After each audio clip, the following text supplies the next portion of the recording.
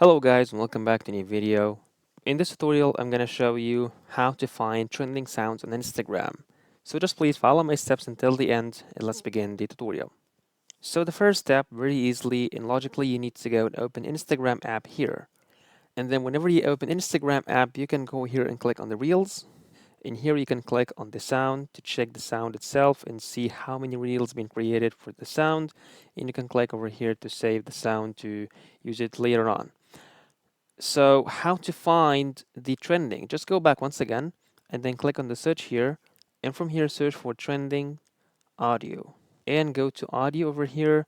So here you can see all the trending audios. So for example, the first one used 69K, the second one 1.5 million.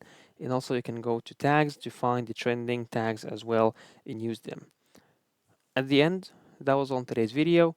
If you find this video helpful, please don't forget to like the video and subscribe to the channel. And also you can leave us a comment down below in the comment section to let us know if the video is helpful. And thanks for watching.